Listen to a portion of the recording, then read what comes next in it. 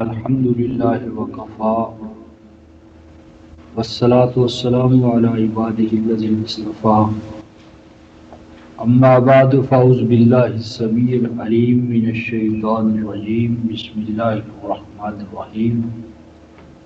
رفقائے محترم، آج رمضان المبارک کی 16 تاریخ ہے اور ہم ترجمانی قرآن کے حوالے سے سورہ البقرہ اور 12 صفحے پر آیت نمبر 63 صفحہ 12 آیت نمبر 63۔ بسم اللہ الرحمن الرحیم۔ وَإِذْ أَخَذْنَا مِيثَاقَكُمْ وَرَفَعْنَا فَوْقَكُمُ الطُّورَ خُذُوا مَا آتَيْنَاكُمْ بِقُوَّةٍ وَاذْكُرُوا مَا فِيهِ لَعَلَّكُمْ تَتَّقُونَ ثُمَّ تَوَلَّيْتُمْ مِنْ بَعْدِ ذَلِكَ فَلَوْلَا فَضْلُ اللَّهِ عَلَيْكُمْ وَرَحْمَتُهُ لَكُنْتُمْ مِنَ الْخَاسِرِينَ وَلَقَدْ عَلِمْتُمُ الَّذِينَ اعْتَدَوْا مِنْكُمْ فِي السَّبْتِ فَقُلْنَا لَهُمْ كُونُوا قِرَدَةً خَاسِئِينَ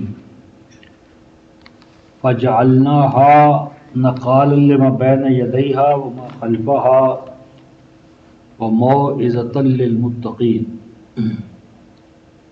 وَإِذْ قَالَ مُوسَى لِقَوْمِهِ إِنَّ اللَّهَ يَأْمُرُكُمْ أَن تَذْبَحُوا بَقَرَةً قالوا أتتخذنا هزوا قال أعوذ بالله أن أكون من الجاهلين قالوا ادع لنا ربك يبين لنا ما هي قال إنه يقول إنها بقرة لا فارض ولا بكر عوان بين ذلك فافعلوا ما تؤمرون قالوا ادع لنا ربك يبين لنا ما لونها قال إنه يقول إنها بقرة صفراء فاقع لونها تسر الناظرين قالوا ادع لنا ربك يبين لنا ما هي إن البقرة تشابه علينا وإنا إن شاء الله لمهتدون قال إنه يقول إنها بقرة لا ذلول تثير الأرض ولا تسقي الحرث مسلمۃ لا شیۃ فیہا قالوا الآن جئت بالحق فذبحوها وما كادوا يفعلون۔ صدق اللہ مولانا العظیم وبلغنا رسول النبی الکریم ونحن علی ذلک من الشاہدین الشاکرین والحمد للہ رب العالمین۔ آج کا درس بھی رفقائے محترم سابقہ دروس کی طرح مسائل سے بھرا ہوا ہے، مسائل اور حقائق۔ سب سے پہلے 63 آیت میں ایک بڑا اہم بنیادی مسئلہ آئے گا۔ پہلے ترجمہ دیکھتے ہیں۔ وَإِذْ، وہی از جو پہلے بھی آ رہا ہے بار بار، اور از جہاں بھی آتا ہے کسی چیز کی اہمیت کو ذہن نشین کرانے کے لیے، تجدید یادداشت، یعنی یہ بات بھی بڑی اہم ہے۔ بہت سی اہم باتیں تھیں، ان میں سے ایک اہم بات یہ بھی ہے۔ کیا وہ اہم بات ہے؟ فرمایا اخذنا میثاقکم۔ اخذنا میثاقکم کا معنی ہے کہ ہم نے تم سے میثاق لیا، ہم نے تم سے عہد لیا، کنٹریکٹ کیا، تم سے حلف لیا۔ اور آگے ہے وَرَفَعْنَا فَوْقَكُمُ الطُّورَ، لفظی ترجمہ اس کا یہ کرتے اور اٹھایا ہم نے، رفعنا اٹھایا ہم نے، فوقکم تمہارے اوپر، الطورا پہاڑ، طور پہاڑ، اور کہا ہم نے، یہ معذوف مانتے ہیں، خذو مضبوطی کے ساتھ پکڑ لو، ما آتیناکم جو کہ ہم تمہیں دے چکے ہیں، بقوہ پوری قوت کے ساتھ، پکڑ لو وہ جو دے رہے ہیں ہم یا دیا ہم نے تم کو پوری قوت کے ساتھ. وَاذْكُرُوا مَا فِيهِ اور جو کچھ اس میں ہے جو ہم تمہیں پکڑا رہے ہیں اس کے اندر جو کچھ ہے اسے ہمیشہ یاد رکھنا. لعلکم تتقون تاکہ تمہارے اندر تقوی قائم رہے یا تاکہ تم متقی بن جاؤ. ثم تولیتم من بعد ذلک پھر یہ عہد و پیمان کر لینے کے بعد تم منحرف ہو گئے، بیک آؤٹ ہو گئے، جو وعدہ کیا اس وعدے کو توڑ دیا تم نے. فلولا فضل اللہ علیکم ورحمت پس اگر اللہ کا فضل تمہارے اوپر نہ ہوتا اور اس کی رحمت تو اس اقدام کی وجہ سے، اس بیک آؤٹ ہو جانے کی وجہ سے یقیناً تم خسارہ اٹھانے والوں میں سے ہو جاتے.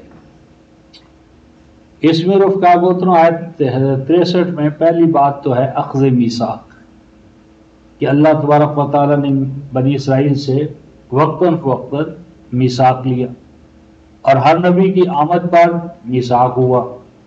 نوح علیہ السلام ایک میثاق لے کر آئے، موسیٰ علیہ السلام ایک میثاق لے کر آئے، ہاں جی، اور ہر نبی جو ہے وہ ایک میثاق لے کر آتا ہے اور امت سے میثاق لے کر جاتا ہے.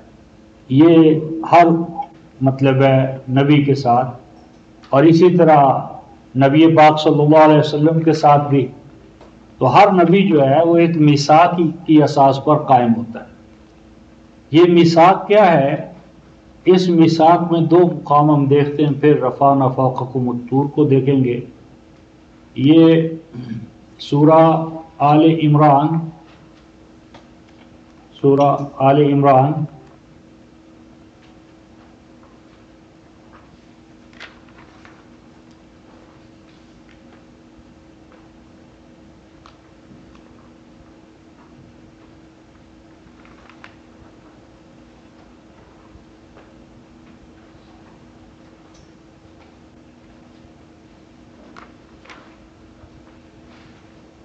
آیت 81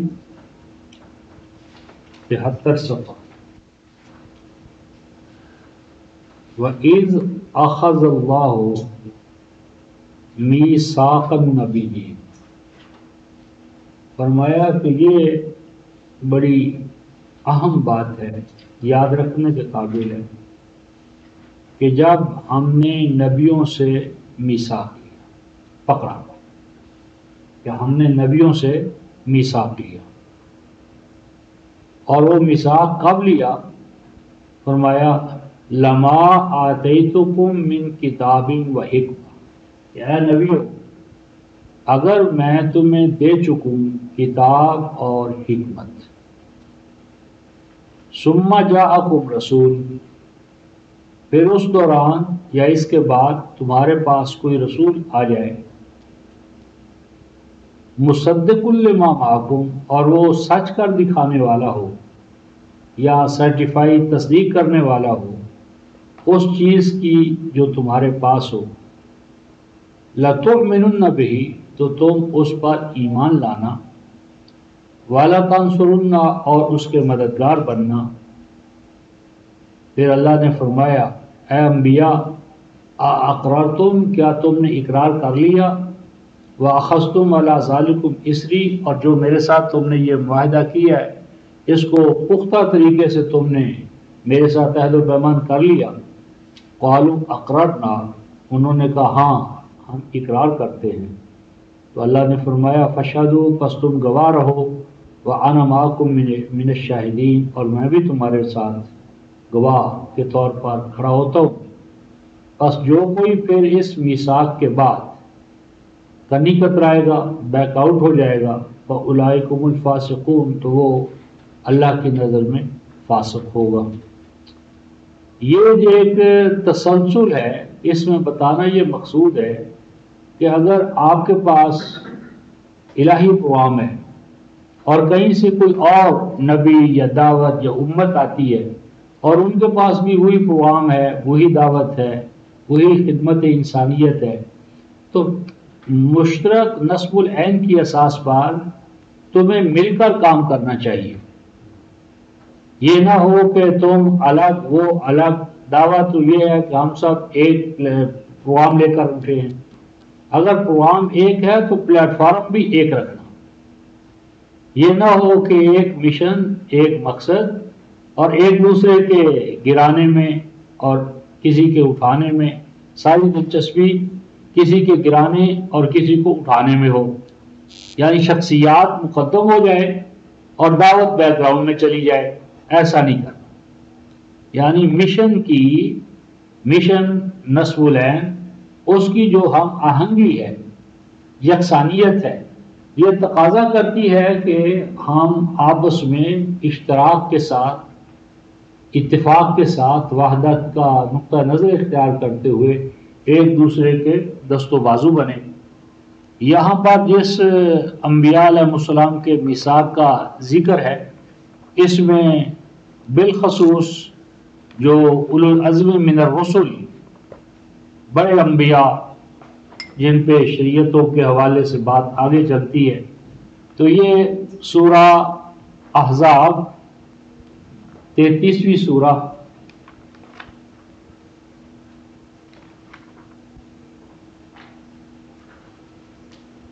آیت نمبر 7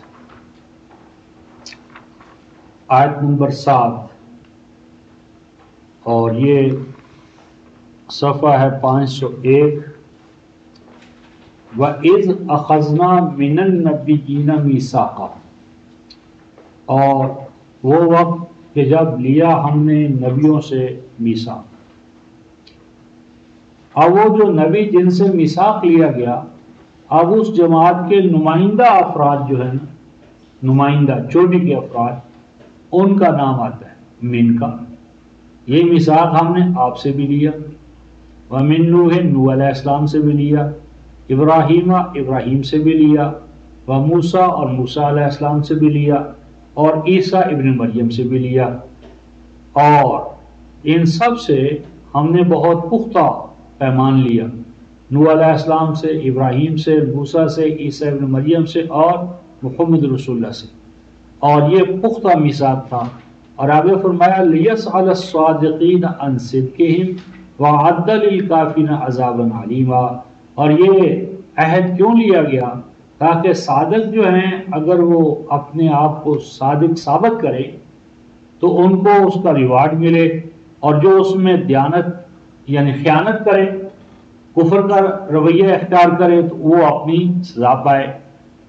یہ انبیاء علیہ السلام سے جو عہد و پیمان تھا، اس کے ایک تو یہ حوالے ہمارے سامنے آتے ہیں، پھر اس عہد و پیمان کا امتوں پر کیا اثر مرتب ہوتا ہے، امتوں پر اس کا جو اثر مرتب ہوتا ہے، یا امتوں پر یہ میثاق جس شکل میں واجب ہوتا ہے، اس کا قرآن حکیم نے ہمارے سامنے سورہ آل عمران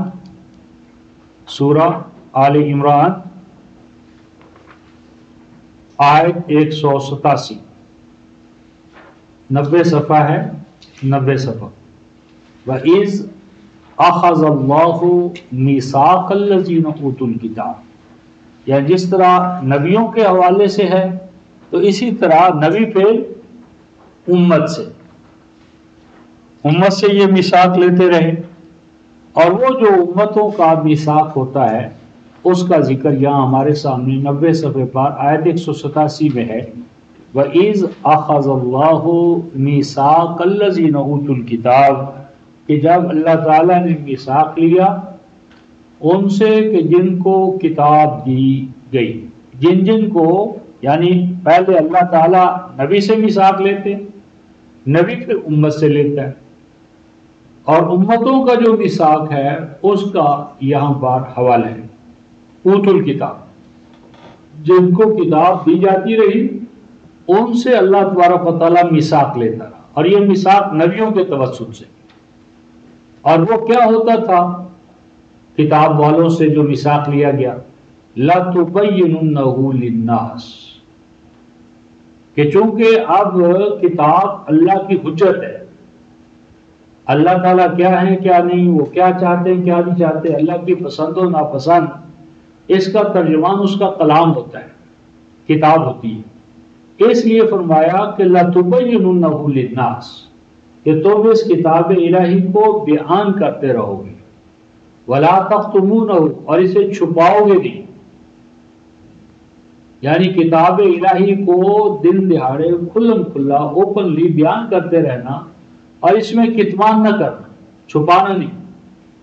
فَنَبَذُوهُ وَرَاءَ ظُهُورِهِمْ وَاشْتَرَوْا بِهِ ثَمَنًا قَلِيلًا، لیکن امتیں کیا کرتی رہیں؟ امتیں کتاب الہی کو اپنی پشت کے پیچھے ڈالتی رہیں۔ پس پشت ڈالنے کے ایک سے زیادہ پہلو ہے۔ ایک پہلو یہ ہے کہ کتاب الہی کو اسلاف کا، گزرے ہوئے بزرگوں کا، ماضی کے جو بزرگ ہیں ان کے سپرد کر دیا جائے کہ کتاب الہی کو سمجھنا سمجھانا، بھائی ہم جیسے ناکارہ لوگ کیا کر سکتے ہیں، یہ تو اللہ کے کلام کو سمجھنا تو اللہ کے نیک بندوں کا کام تھا جو چلے گئے، ہم کہاں اللہ کے کلام کو سمجھنے والے ہو سکتے ہیں۔ اس کے لیے بڑا تقوی چاہیے، طہارت چاہیے، وہ تقوی اور طہارت ہمارے اندر تو ہے نہیں، ہم سمجھنے سمجھانے سے تو عاجز ہیں، البتہ کاروبار کسی کا کریں گے، تعویذات اور جو شکلیں آج ہمارے سامنے۔ تو یہاں پر وَاشْتَرَوْا بِهِ ثَمَنًا قَلِيلًا، اور کتاب الہی کو انہوں نے بیچنے کا، خرید و فروخت کا ذریعہ بنا لیا۔ فَبِئْسَ مَا يَشْتَرُونَ، تو بہت برا کاروبار ہے جو وہ یہ کر رہے ہیں۔ اور اس میں میرے اور آپ کے حوالے سے جو میثاق تھا اس کا سورہ المائدہ کی آیت نمبر 7 میں عموماً ہم اس کا ذکر کرتے رہتے ہیں، اور چونکہ ہماری زندگی کا امت مسلمہ کے حوالے سے ہدف ہی یہ ہے کہ ہم میثاق پر قائم ہو جائیں، تو اس لیے اسے دیکھتے ہیں۔ سورہ المائدہ 5ویں سورہ آیت نمبر 7 صفحہ 131 فرماتے ہیں، یہ 130 کی آخری سطر ہوگی۔ وَاذْكُرُوا نِعْمَتَ اللَّهِ عَلَيْكُمْ، اے ایمان والو تم ہمیشہ یاد رکھنا، کیا یاد رکھنا؟ نعمت اللہ علیکم، اللہ کی وہ نعمت بالخصوص جو تمہارے اوپر ہوئی ہے۔ اور یہ سب سے بڑی نعمت کیا ہے؟ اس کے لیے سورہ البقرہ آیت 231، یہ نعمت کتاب ہے، نعمت وحی ہے، کتاب و حکمت سب سے بڑی نعمت۔ اور آگے فرمایا وَمِيثَاقَهُ، اور وہ میثاق اس کتاب کے حوالے سے جو ہے، کون سا میثاق؟ رفقا گوتر فرمایا الَّذِي وَاثَقَكُم بِهِ، کہ جو بہت مضبوط طریقے سے لیا گیا ہے، باندھا گیا ہے تمہارے ساتھ اس کتاب کے ذریعے، بہی، کیونکہ نعمت اللہ سے مراد کتاب ہے، اس لیے واسقکم بہی آیا، واسقکم بہا نہیں آیا، یعنی نعمت اللہ سے مراد چونکہ کتاب ہے، کتاب مذکر ہے، اس لیے بہی، کہ وہ کتاب کہ جس کے حوالے سے تم سے بہت مضبوطی کے ساتھ وہ اللہ حلف لے چکے ہیں۔ اور وہ کتاب الہی جو ہے اس کے بارے میں حلف کیا لیا گیا ہے؟ فرمایا اذ قلتم سمعنا واطعنا، کہ جب تم یہ کہہ چکے کہ اللہ ہم آپ کا کلام سنتے رہیں گے، اور سننے میں سمجھنا شامل ہے، کیونکہ آگے فرمایا واطعنا، اور ہم اس حکم کو مانتے رہیں گے عمل میں۔ تو کتاب الہی کا سمجھنا، سمجھانا اور اس پر عمل کرنا، یہ میثاق تم نے لیا۔ اور وہاں فرمایا تھا واتقوا اللہ ان اللہ علیم بذات الصدور، دیکھنا اللہ کے ساتھ، یعنی اللہ کو دھوکہ دینے کی کوشش نہ کرنا، اللہ کو ڈال نہ دینا، کیونکہ اللہ کی ذات وہ ذات ہے علیم بذات الصدور، تمہارے قلوب و اذہان میں پوشیدہ سے پوشیدہ جو باتیں ہیں وہ بھی ان کے لیے ایسا ہی ہے جس طرح دن کے اجالے میں کوئی چیز۔ ان آیات میں رفقان محترم صرف ایک پہلو ہمارے سامنے آیا، اور وہ تھا میثاق، میثاق الانبیاء اور میثاق النبیین اور میثاق اولو العزم من الرسل اور میثاق امتوں کا اور میثاق امت محمدیہ کا اور میثاق میرا اور آپ کا۔ لیکن اب اس کا ایک دوسرا حصہ ہے، وہ ہے وَرَفَعْنَا فَوْقَكُمُ الطُّورَ۔ وَرَفَعْنَا فَوْقَكُمُ الطُّورَ عام ترجمہ اس کا یہ ہے کہ ہم نے طور پہاڑ کو تمہارے اوپر کھڑا کر دیا۔ تو اس میں ایک بات تو یہ ہے کہ یہاں رفعنا ہے، حملنا نہیں ہے۔ اٹھانا جو ہوتا ہے یہ حمل ہوتا ہے، حملا یحمل حملا، اس کا معنی ہوتا ہے اٹھانا، حمل، حامل، محمول، حمل کا معنی ہوتا ہے اٹھانا۔ اور رفعنا جو ہے کسی چیز کو بلند کرنا درجے میں، یعنی درجے کے اندر کسی کو بلندی جو ہے نا درجے میں، اس کے لیے رفعت آتی ہے۔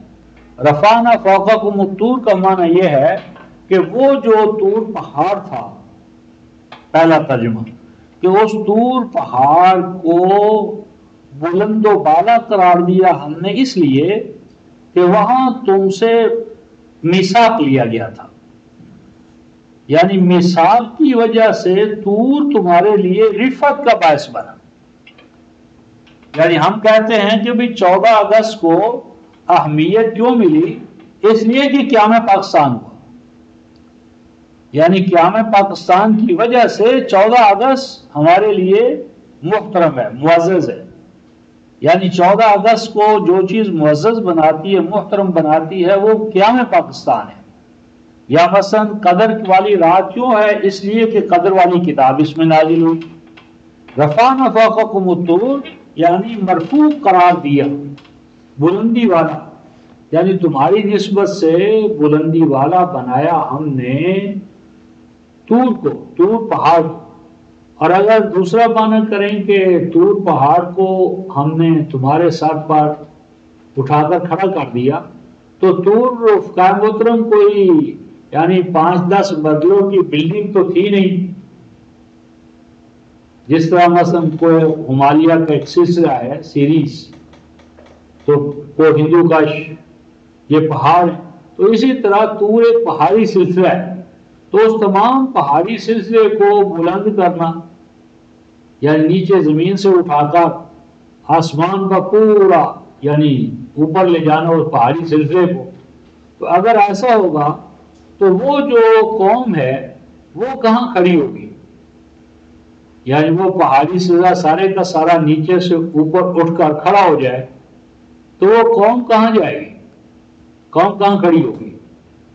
اور دوسری اہم بات یہ ہے کہ اگر یہ مان لیا جائے کہ اللہ تعالیٰ نے طور پہاڑ کو زمین سے اٹھا کر فضا میں کھڑا کر دیا اور ان سے کہا خذوا ما آتیناکم بقوہ، کہ جو کچھ ہم دے رہے ہیں اس کو مضبوطی کے ساتھ پکڑ لو، تو اس کا مطلب ہے کہ اللہ تبارک و تعالیٰ نے خوف اور ڈر سے، یعنی خوف اور ڈر کا ماحول پیدا کیا، اور خوف اور ڈر کا ماحول پیدا کر کے اپنی بات منوا لی۔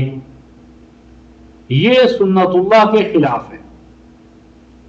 اللہ تبارک و تعالیٰ کی سنت یہ نہیں ہے کہ وہ اپنا دین یا نظام پر چلنے کا معاہدہ جبر کے ساتھ کرے، ڈنڈا لے کر کھڑا ہو جائے اور کہے بات نہیں مانتا تو بس دیکھ سر تمہارا کاٹ دوں گا، یعنی مانو میری بات، اور نہیں مانتے یہ طور پہاڑ تمہارے اوپر گر کر تمہیں پیس ڈالے گا۔ یہ اللہ تبارک و تعالیٰ کی سنت کے خلاف ہے۔ اللہ تبارک و تعالیٰ کا یہ طریقہ نہیں ہے کہ وہ جبرن اور قہرن اپنی بات منوائے، یہ اللہ کی سنت کے خلاف ہے۔ مثلا سورہ البقرہ میں ہم 256 آیت میں پڑھتے ہیں، سورہ البقرہ آیت 256،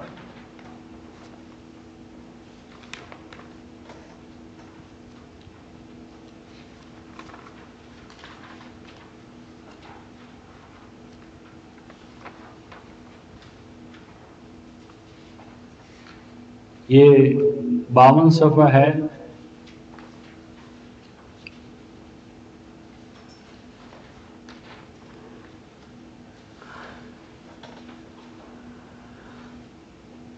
دو 255 میں ہے وَهُوَ الْعَلِيُّ الْعَظِيمُ، وہ اللہ بہت بلند اور عظمت والا ہے، بلندیوں اور عظمتوں والا ہے، اور وہ عظمتوں اور بلندیوں والا اللہ علی العظیم ہونے کے باوجود اعلان کرتا ہے. کیا اعلان کرتا ہے؟ لا اکراہ فی الدین. وہ بلند و بالا عظمت والا اللہ حق رکھتا تھا کہ اپنی بات جبرن اور قہرن منوا لیتا، لیکن اس کے باوجود وہ اعلان کرتا ہے لا اکراہ فی الدین، کہ دین کے اندر اکراہ نہیں ہے. لا جو ہے رفع قاموس کے بعد اکراہ پر ہے پر زبر ہے، اور وہ بھی ایک دو زبریں نہیں ہیں. یہ لا کے بعد اکراہ کے اوپر جو ایک زبر ہے، اس لا کو رفع قاموس لائے نفی جنس کہتے ہیں. لائے نفی جنس. لائے نفی جنس کیا ہے؟ مثلا آپ سے کوئی کہے کہ بھئی کیا آپ کے پاس کوئی کتاب ہے؟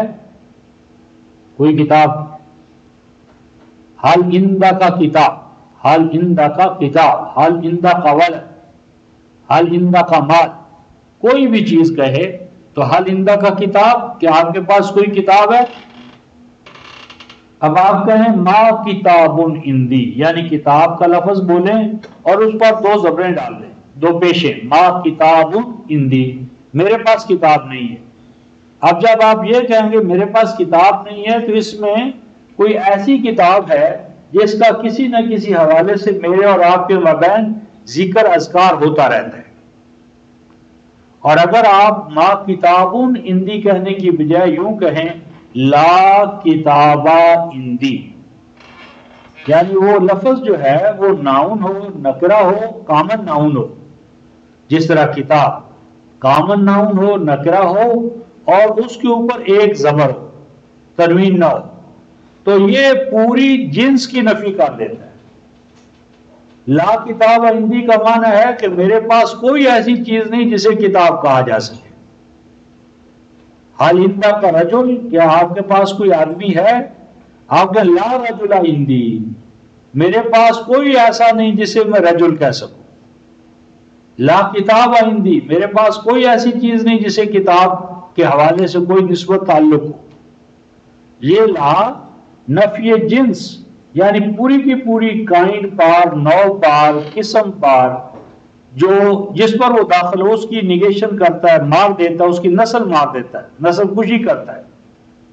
تو لا اکراہ فی الدین، لا اکراہ، فزیکل اکراہ ہو، مینٹل ہو، ذہنی ہو، جسمانی ہو، ہاں جی، حال کا ہو، مستقبل کا ہو، فرد کا ہو، جماعت کا ہو، لا اکراہ فی الدین، یعنی دین کے ماننے منوانے میں کسی طرح کا کوئی جبر، کوئی تشدد، کوئی دھوس دھاندلی، اکراہ، وہ اللہ تبارک و تعالیٰ کے ہاں نہیں ہے. لا اکراہ اندی، میں اللہ تعالیٰ کے ہاں لا اکراہ فی الدین، دین میں کوئی اکراہ نہیں.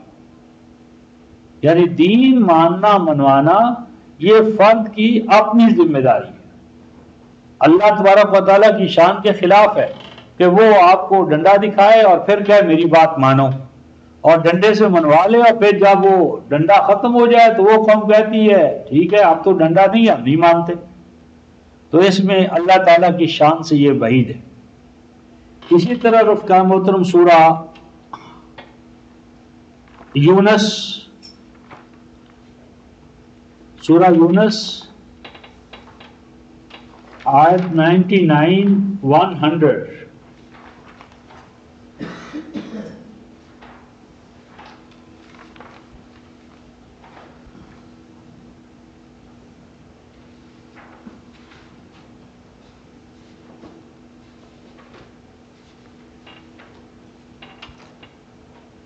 دو سو 64 صفحہ.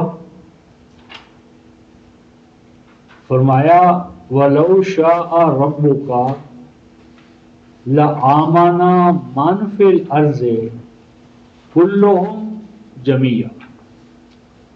لو شاء ربک، اگر تیرا رب چاہے، لو شاء ربک، اگر تیرا رب چاہے تو کیا ہوتا؟ لَآمَنَ مَنْ فِي الْأَرْضِ، تو مومن ہو جاتے وہ سب کے سب جو زمین میں ہیں، کلہم سب کے سب، جمیعاً پھر یعنی کلہم جمیعاً 2 دفعہ تاکید ہے، تو زمین پر سب کے سب مومن ہو جاتے۔ اس میں ایک چیز انڈرسٹوڈ ہے کہ اللہ تعالیٰ نے ایسا نہیں چاہا کہ وہ سب کے سب کو مومن بنا دیتا۔ اب آگے فرماتے ہیں آفا انتا تکرہ الناس، کہ اے رسول جو کام اللہ نے نہیں کیا کہ آپ وہ کریں گے، یعنی کہ آپ ڈنڈا چلائیں گے، کہ آپ جبر کریں گے، اکراہ کریں گے، ڈنڈا چلائیں گے، حتیٰ یکونوا مومنین، تاہاں کہ لوگ مومن ہونے کا اعلان نہ کر دیں، تلواریں کھڑی ہیں، ڈنڈے لے کر کھڑے ہیں سروں پر، مومن ہو جاؤ، مومن نہیں ہوتے تو بس مار دھاڑ۔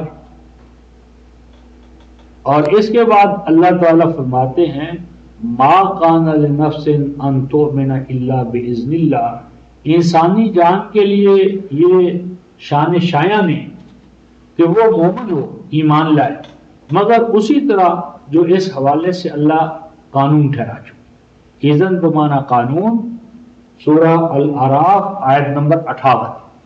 اذن بمعنی اجازت نہیں ہے، یہ تصور باطل ہے کہ اللہ اجازت دے گا تو مومن بن جائے، نہیں اجازت دیتا کافر رہے تو ذمہ داری تو پھر اللہ کی ہوئی۔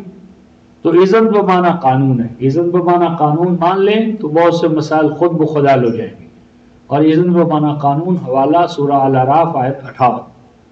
فرما اللہ کا قانون جو ہے وہ کیا ہے، اس کا حوالہ لکھ لیں سورہ الکہف 18ویں سورہ اور آیت نمبر 29، کہ قل الحق من ربکم فمن شاء فلیؤمن ومن شاء فلیکفر، کہ انسانی دنیا میں انسان کے حوالے سے اللہ کا قانون یہ ہے کہ جو انسان خود چاہے مومن ہو جائے اور جو چاہے ایمان کے بجائے کفر کا راستہ اختیار کر لے۔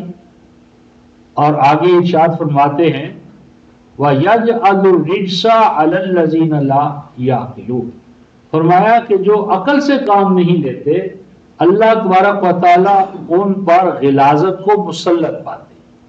راجہ صاحب چلتے ہوئے پانی کا رک جائے، تو جس طرح چلتا ہوا پانی رک جائے تو پھر سران، عفونت، بدبو آتی ہے، تو اسی طرح جو قومیں عقل و بصیرت کے چراغ کو گل کر دیتی ہیں تو وہ اللہ کی نظر میں ناپاک اور پلید ہیں، اور یہ ناپاکی اور پلیدت جو غلاظت ہے، پلیدگی ہے، کہاں سے آتی ہے؟ عقل سے کام نہ لینا۔ اور یہ مضمون جو ہے رفقا محترم، اس کی تکمیل کے لیے ہم ایک ساتھ حوالہ اور ایڈ کرنا چاہتے ہیں تاکہ بات عملی طور پر اس کی اپلیکیشن کے حوالے سے بات مکمل ہو جائے۔ کہ یہاں جو فرمایا افانت تکرہ الناس، کہ کیا آپ ڈنڈے سے کام لیں گے تاکہ وہ جو آپ کے پاس آیا ہے ڈنڈے کے زیر سایہ وہ مومن ہونے کا اعلان کر دیں؟ تو اس سے ہمارے مذہبی جو اسکالرز ہیں وہ کہتے ہیں ہاں جی اسلام تو ہے ہی کہ جہاں پہ مسلمان جاتے تھے تو 3 باتیں ہوتی تھی، یا تو اسلام قبول کر لو، نہیں تو پھر جزیہ دے دو، اور نہیں اگر جزیہ دیتے تو پھر کیا ہے، تلوار ہے تمہارے اور ہمارے مابین، یا تم زندہ رہو گے یہاں تلوار فیصلہ کرے گی۔ تو یہ تو باطل تصور ہے رفقائے محترم۔ مکہ میں نبی پاک صلی اللہ علیہ وسلم نے 13 سال گزارے تو کس کے ہاتھ میں تلوار تھی؟ اور سیدنا ابوبکر صدیق کو کون سی تلوار نے فتح کیا؟ حضرت عثمان، حضرت عمر، حضرت علی، حضرت بلال، حضرت سمیہ، حضرت عمار ابن یاسر، جناب سیدنا صہیب، یہ کون سی تلوار تھی؟ تلوار تو ابو سفیان اور ابو جہل کے ہاتھ میں تھی، یعنی امام المتقین ان کے ہاتھ میں کہاں تلوار تھی؟ اسلام کی تلوار مدینے کے دور میں، اور وہ بھی ڈیفینس میں، اوفینس تو کبھی رہا ہی نہیں اسلام کا مقصد۔ تو یہ جو تصور ہے جی کہ وَفَأَنْتَ تُكْرِهُ النَّاسَ حَتَّى يَكُونُوا مُؤْمِنِينَ، کہتے ہیں ہاں رسول تو کر سکتے ہیں تشدد، طاقت، تلوار، ورنہ اسلام کیسے پھیلے گا؟ تو صرف اس بات کی نفی کرنے کے لیے کہ نبی پاک صلی اللہ علیہ وسلم کا یہ معمول نہیں ہے کہ آپ طاقت کے لیے لوگوں کو مومن بنائیں، تو اس کی ایک عملی مثال قرآن نے اپنے اندر محفوظ رکھی ہے، اس کو ذرا دیکھتے ہیں۔ 226 صفحہ سورہ التوبہ،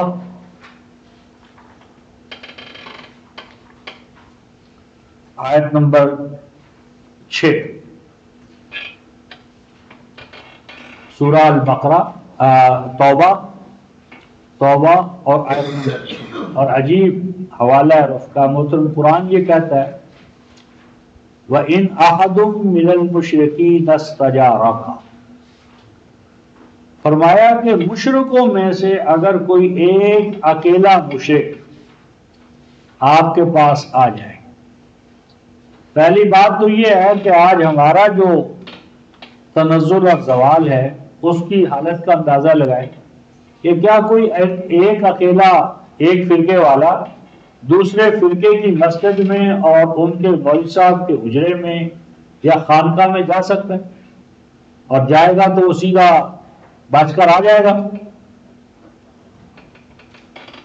یعنی ہماری مسجدوں سے امان اٹھی ہے، مسجد جو ہے، خانقاہیں جو ہیں، ہمارے اندر عدم تحمل ہے، رواداری کا نظام ہے، سوا ٹالرنس جو ہے گولی اور گالی، بس گولی اور گالی آ گئی ہے، دلیل اور اخلاق کی جاؤ۔ تو فرمایا کہ اگر ایک مشرک، اور آگے من المشرکین، وہ اپنے مشرک ہونے کو چھپا نہیں رہا، چھپاتا نہیں ہے، ڈنکے کی چوٹ کہتا میں مشرک ہوں اور ہے بھی اکیلا، اور آپ کے پاس آ گیا، یعنی مکی ماحول سے مدینے میں آ گیا کہ آپ سے پناہ طلب کر رہا ہے۔ مکے میں تو حضور علیہ السلام کے لیے پناہ نہیں تھی، انت حلم بہذا البلد، آپ کا خون بہا دینا جو ہے اس کا آپ کو ڈنکے کی چوٹ اعلان کر دیا گیا تھا۔ تو اب یہاں پناہ دینے کی پوزیشن میں نبی پاک صلی اللہ علیہ وسلم ہیں، تو فرمایا کہ اگر ایک اکیلا مشرک اپنے شرک کا اظہار اور اعلان کرتے ہوئے آپ کے پاس آ جائے تو آپ اسے پناہ دے دیں، فَأَجِرْهُ، آپ اسے پناہ دے دیں۔ اچھا، جب پناہ دیں گے تو روٹی نہیں دیں گے، سرما اور گرما کا جو تحفظ ہے وہ نہیں کریں گے، چارپائی نہیں دیں گے، اور تاریخ گواہ ہے اس کا ہوتا کہ نبی پاک صلی اللہ علیہ وسلم کے اصحاب نے خود بھوکے رہے اور ان کو روٹی دی، اپنے لیے سرما اور گرما ان کو بہتر سے بہتر جو ان سے ممکن تھا۔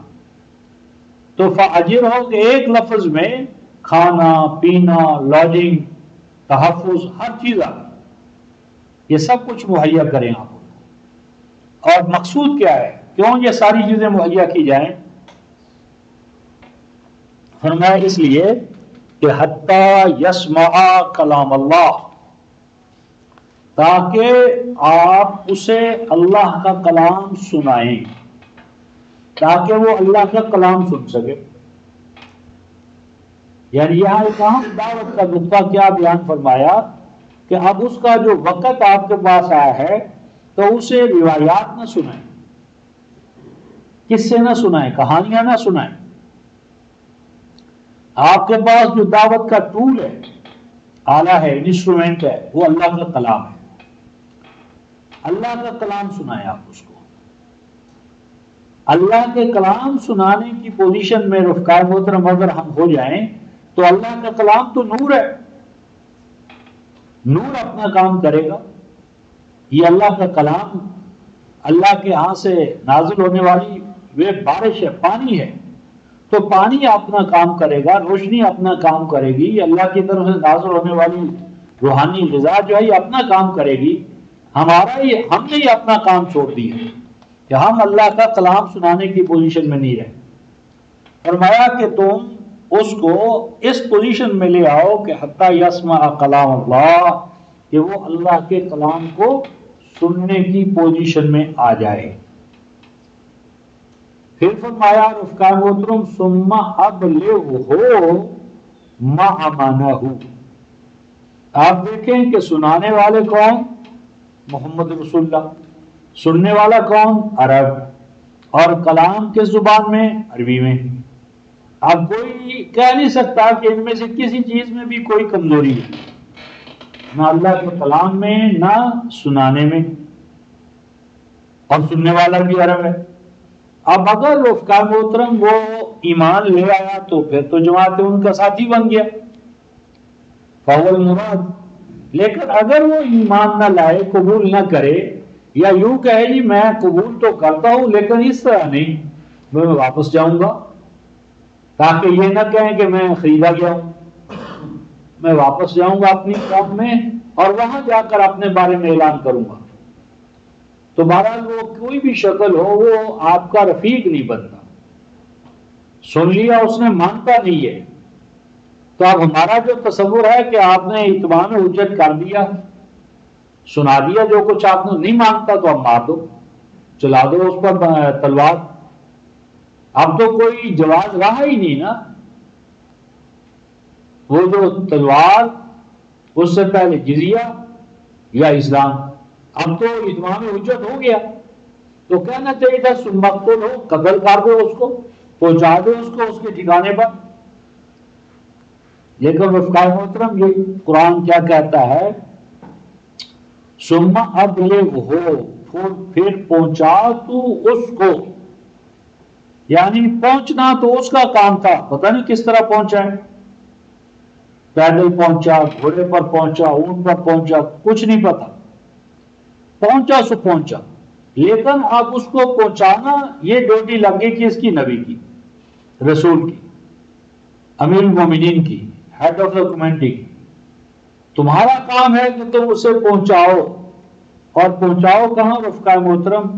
ما امانہ، یعنی مدینے سے باہر نکال دو، مجلس سے نکال دو، بلکہ فرمایا پہنچاؤ تم اس کو اس جگہ پر جہاں وہ کہے کہ میں محفوظ ہوں. ما امانہ، اس مقام پر پہنچاؤ جہاں وہ کہے کہ میں محفوظ ہوں. اس حد تک اس کے ساتھ جانا ہے. اور یہ سب کچھ کیوں کیا گیا رفقا محترم؟ ذالک بانہم قوم لا یعلمون.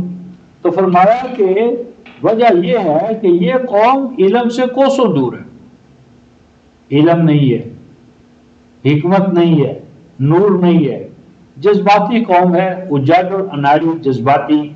تو یہ قوم تربیت کی محتاج ہے، تعلیم، تربیت، حکمت، دانے، یہ مریض ہے.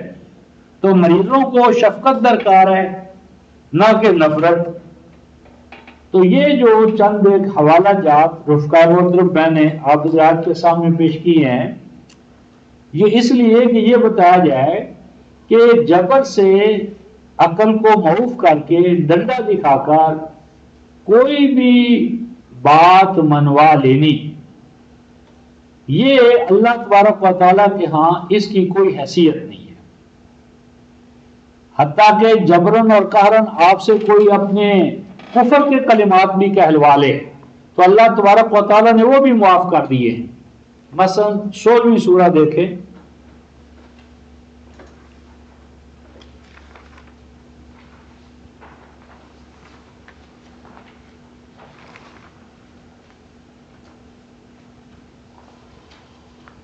آیت 106 ہے سورہ النحل میں، 335 صفحہ. من کفر باللہ من بعد ایمان، جو کوئی کفر کرے اللہ کا ایمان لانے کے بعد، یہ جرم ہے، گناہ ہے. گناہ ہے کہ مومن بنا اور مومن بن جانے کے بعد، سب کچھ دیکھ لینے کے بعد پھر وہ کفر کا راستہ اختیار کرے. آگے ہے الا من اکرہ وقلبہ مطمئن بالایمان. ہاں اس کے لیے معافی ہے کہ جس پر تشدد کیا جائے. الا من اکرہ یعنی جس پر اتنا تشدد کیا گیا، اکراہ کیا گیا، جبر کیا گیا کہ اس کو جان کا خطرہ پڑا، جان کے لالے پڑ گئے. یا تو تلوار دکھائی گا، مارتے ہیں، نہیں تو کلمہ کفر کا ہے. تو قرآن نے ایک درجے میں جس پر اکراہ جبر کیا جائے اس کو اجازت دی ہے کہ اگر وہ کلمہ کفر بھی کہہ لے زبان سے تو یہ گناہ نہیں ہے. الا من اکرہ وقلبہ مطمئن بالایمان، اگر دل کے اندر اطمینان ہے اور صرف زبان سے کوئی کلمہ کفر کہہ دے تو کسی درجے میں یہ چیز معاف ہے. یعنی اکراہ کے ساتھ کلمہ کفر بھی کہہ دیا جائے تو یہ معاف ہے. اور اسی طرح پھر سورہ یا جو نور ہے اس میں بھی ایک ضابطہ دیا ہے. یعنی زمانہ جاہلیت میں جو برائیاں کرواتے تھے تو ان میں سے ایک یہ کام تھا کہ وہ جبر اور قہر سے، طاقت سے، یعنی بعض اوقات برائی کا ارتکاب کرواتے تھے. تو وہ جن سے برائی کا ارتکاب جبر سے، طاقت سے کروایا جائے تو ان کے بارے میں فرمایا کہ پھر اللہ جو ہے وہ ان کو معاف کر دیتا ہے وہ چیز، وہ جبر سے جو برائی ان سے کروائی گئی.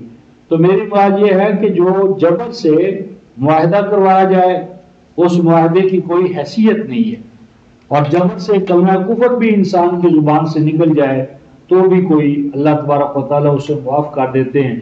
تو یہ کہنا کہ اللہ تعالیٰ نے پہاڑ کو ان کے سروں پر لا کھڑا کیا اور اس لیے تاکہ وہ اقرار کریں، اعتراف کریں، تو یہ اللہ تعالیٰ کی سنت کے خلاف ہے. تو اصل بات صرف یہ ہے کہ کوہ طور کے دامن میں یہ قوم کھڑی تھی، کأنہ ذلہ، وہ پہاڑ ان پر سایہ فگن تھا. یعنی پہاڑ کے دامن میں یہ کھڑے تھے اور پہاڑ اوپر ان کے اوپر سایہ فگن تھا، اور اس پہاڑ کے دامن میں ان کی یہ جو موجودگی تھی صرف اتنی بات تھی. یہ نہیں ہے کہ اللہ تعالیٰ نے اس کے اوپر سروں پر اٹھا کر جبراً قہراً ان سے معاہدہ کروایا. اور دوسری بات یہ ہے کہ یہ جو کوہ طور ہے یہ ایک دور میں ایک آتش فشانی پہاڑوں کا سلسلہ تھا. آتش فشانی پہاڑوں کا سلسلہ تھا، اور وہ آتش فشانی پہاڑ اب اپنی اس آتش فشانی کے مادے اور مواد سے خالی ہو چکے.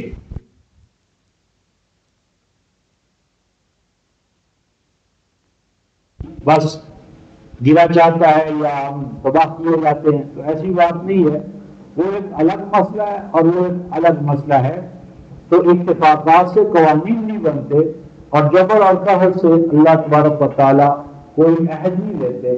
اور اگر ایسا کوئی عہد ہو جو جبر اور قہر کی اساس پر ہو تو اس کی عند اللہ کوئی حیثیت نہیں ہے. جس طرح کہ ہم نے یہ حوالہ جات دیتے ہیں جو ابھی ہمارے سامنے گزرے ہیں. اس کے بعد یہ جو آیت 64 میں آیا کہ پھر تم نے عہد کیا اور اس عہد کو تم نے پامال کیا، اور پھر اگر اللہ کا فضل اور اس کی رحمت تمہاری اوپر نہ ہوتی تو یقیناً تم، یہ فضل اور رحمت کیا ہے؟ اس سے مراد نبوت اور رسالت کا ان میں جاری رہنا ہے. یعنی اگر یہ نظام نہ ہوتا کہ پے بہ پے تمہارے اندر مصلحین آئے اور ان مصلحین نے پے بہ پے تمہیں، اگر ایک وقت میں کوئی غلطی ہوئی تو اس کے بعد اللہ نے تمہاری اصلاح کے لیے ایک اور نبی برپا کر دیا، تو یہ نبوت اور رسالت کا سلسلہ تمہارے اندر جاری رہا. اگر یہ نہ رہتا تو یقیناً تمہارے لیے بہت بڑی تباہی پیدا ہوتی. یہ یہاں تو ایک حوالے سے ہے اور نہ آپ کے اور میرے یعنی امت محمدیہ علی صاحب تحیت والسلام کے حوالے سے یہ 4 دفعہ قرآن حکیم نے یہ فضل اور رحمت کے قائم رہنے کا حوالہ دیا ہے، اور وہ بھی ایک ہی صورت میں، سورہ نور. سورہ نور 24ویں سورہ رفقا محترم، اس میں 4 دفعہ یہ الفاظ آئے ہیں. سورہ نور آیت نمبر 10، یہ صفحہ غالباً 430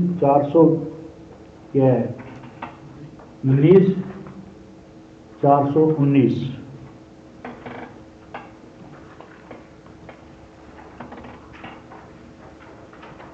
419.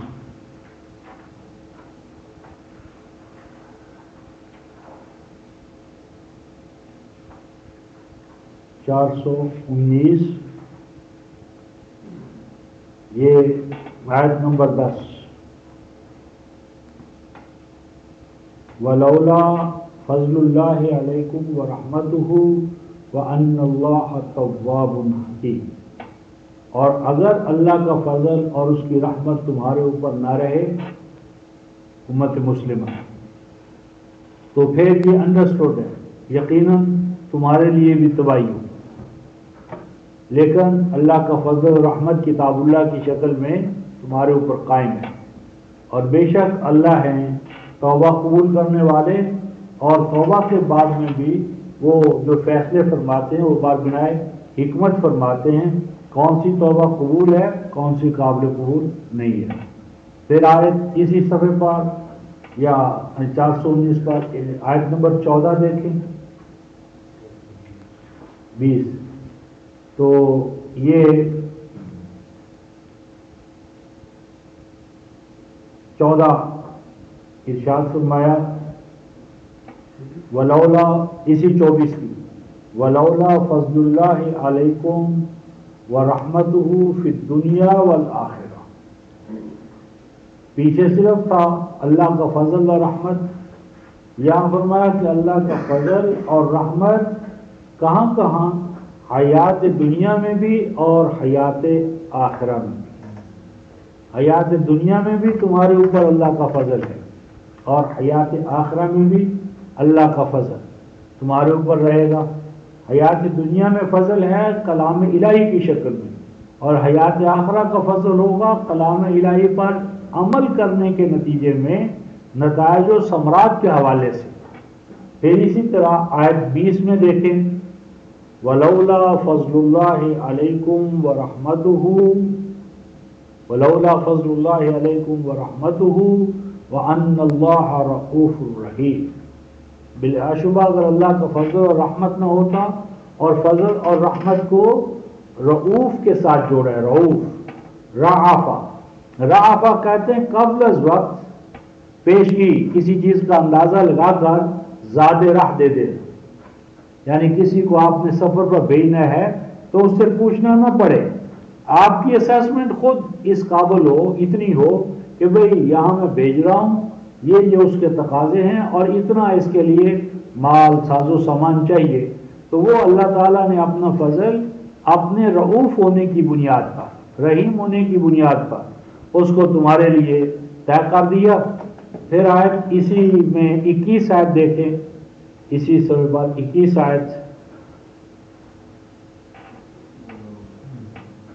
آیت ارشاد ربانی ہے ولولا، اور یہ اگر اللہ تعالیٰ کا فضل ہے ایمان والو، شیطان کے جو نقشہ قدم ہیں ان پہ نہ چلنا، اور اگر شیطانی قدموں پر چلو گے تو بلا شبہ وہ تو تمہیں فحشاء اور منکری کا حکم دے گا، لیکن شیطان تمہارے اوپر کامیاب نہیں ہو سکتا، کیوں کہ اللہ کا فضل اور اس کی رحمت تمہارے اوپر شامل حال ہے، اور اگر یہ اللہ کا فضل اور اس کی رحمت شامل حال نہ ہوتی ما زقا منکم من احد ابدا، تو کوئی ایک مومن بھی اپنا تزکیہ نہ کر سکتا، کیونکہ عقل انسانی جو ہے، عقل انسانی تو صرف اپنے مفاد کی بات کرتی ہے، عقل کا کام ہے مفاد خیش، اپنے مفاد کا تحفظ کرنا، جس کی عقل اس کے مفاد کا تحفظ کرے گی، یہ صرف وہی ہے جو سود ہما،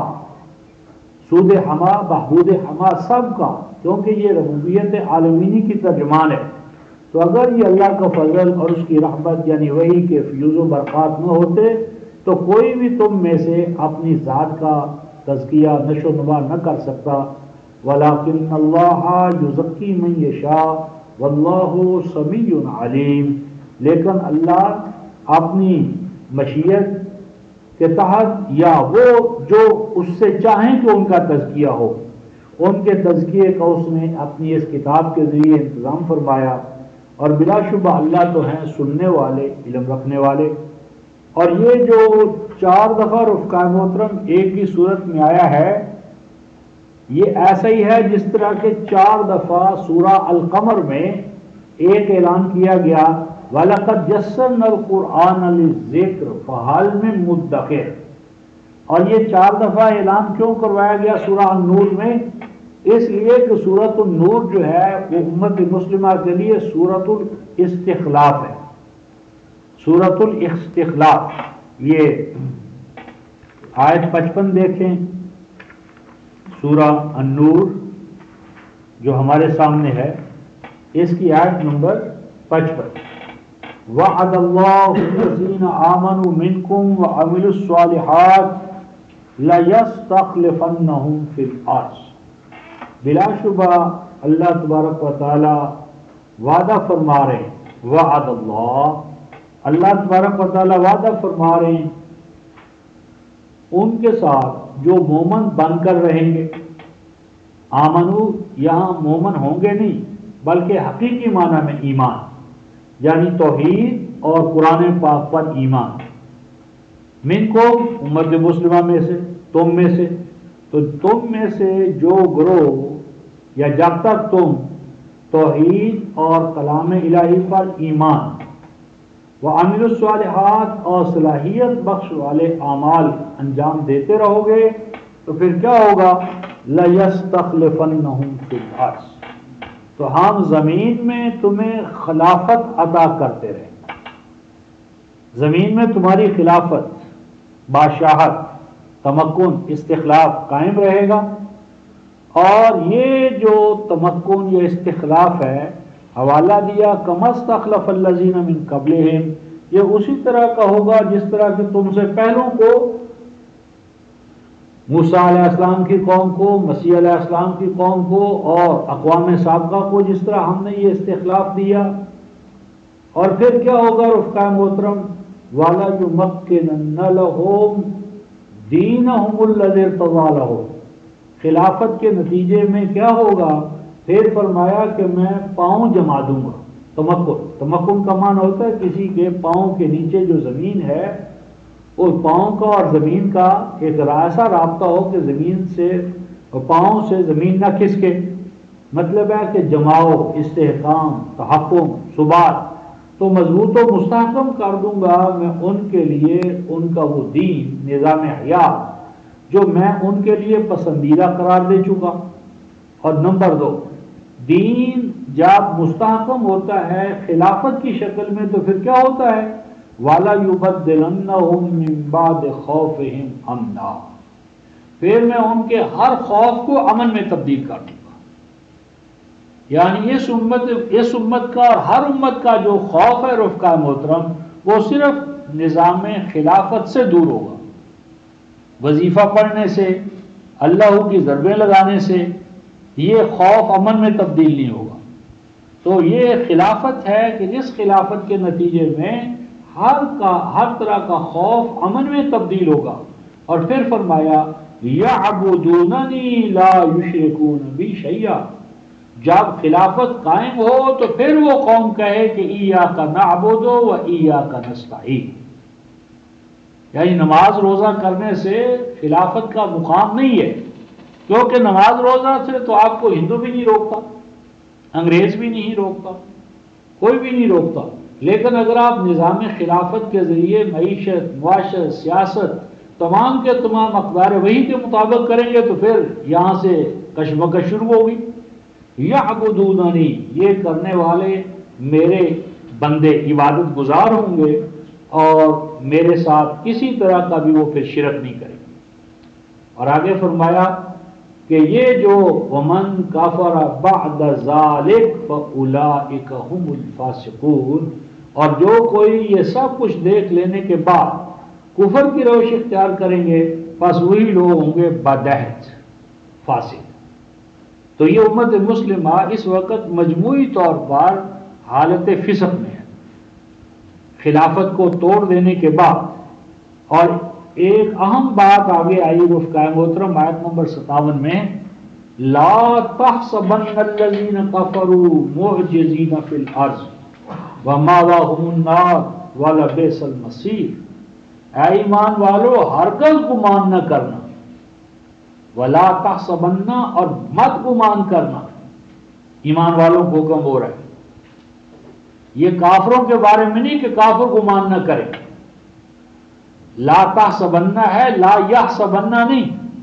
اگر لا یحسبن ہوتا تو کافر کے بارے میں ہوتا کہ کافر یہ گمان نہ کرے. یہاں مومنوں کو حکم ہو رہا ہے کہ مومنوں کو چاہیے کہ وہ گمان نہ کریں، گمان نہ کریں. اور آپ تو یقین ہے سر کی آنکھوں سے ہم دیکھ رہے ہیں، یعنی گروزنی بار کہاں کس کس کا حوالہ دیں، جو کچھ کیا جا رہا ہے ہمارے سامنے. ملوک دیکھ رہے ہیں، شیوخ دیکھ رہے ہیں، صدور دیکھ رہے ہیں، افواج اسلامیہ دیکھ رہی ہیں. ہاں جی، آزاد و خود مختار ریاستیں یو این او میں سنا 51 مسلمان ریاستیں ہیں، تو وہ دیکھ نہیں رہے کہ کیا ہو رہا ہے.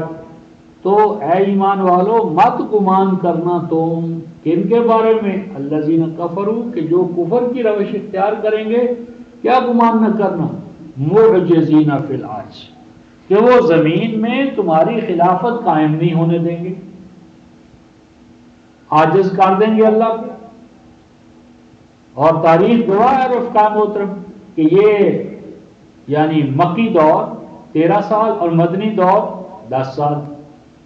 اور صلح حدیبیہ کے بعد 6 میں حدیبیہ ہوئی ہے تو 8 میں فتح مکہ ہے، 8 میں فتح مکہ ہے. اور حضور علیہ السلام کے انتقال پر 30 سال نہیں گزرتے رفقائے محترم کہ پوری جو مجوسی اس وقت کا یعنی ایسٹرن امپائر، یعنی جس طرح آج روس ہے، تو روس کی پوری طاقت اس وقت کا روس جو تھا ڈھیر ہو گئی. اور رومن امپائر کا جتنا بھی مشرق کا حصہ تھا وہ سارے کا سارا اسلام کے اس انداز میں آیا رفقائے محترم کہ ان کی زبان بھی تبدیل ہو گئی. یعنی یہ جو مصر ہے، الجزائر ہے، مراکش ہے، ان کی زبان تو عربی نہیں تھی. یعنی تہذیبی اور ثقافتی اتنا بڑا انقلاب آیا کہ زبان بھی تبدیل ہو گئی. اور زبان تبدیل ہوئی، پھر استعمار بھی آ گیا، برطانیہ آیا، فرانس آیا، دوسرے بھی آئے. لیکن آج بھی وہ امتیں جو ہے نا کسی نہ کسی حوالے سے اپنے دین اور ثقافت اور زبان پر قائم ہیں. تو یہ جو فرمایا کہ مت گمان کرنا اے ایمان والو تم کافروں کے بارے میں کہ معجزین فی الارض، کہ وہ اللہ تعالیٰ کو یا تمہیں یا تمہارے نظام خلافت کو عاجز کر سکتے ہیں، بشرطے کہ تم ایمان پر اور عمل صالحات کے مقام پر قائم ہو گئے. اور آگے فرماتے ہیں وَمَأْوَاهُمُ النَّارُ، وہ تو اپنے کفر سے یعنی جہنم کی آگ اور حیات دنیا میں ناکامی اور نامرادیوں کی آگ، اس میں مبتلا رہیں گے. وَلَبِئْسَ الْمَصِيرُ، اور جب کبھی تمہارے مقابلے میں آئیں گے ان کا انجام اچھا نہیں ہوگا. اور اس ضمن میں رفقا محترم قرآن نے ایک اعلان کیا تھا کہ اب تو اس کا ترجمہ کرتے ہوئے بھی بڑے مسائل پیدا ہو جاتے ہیں. مثلا 21ویں سورہ سورہ الانبیاء 397 صفحہ 397 صفحہ آیت 105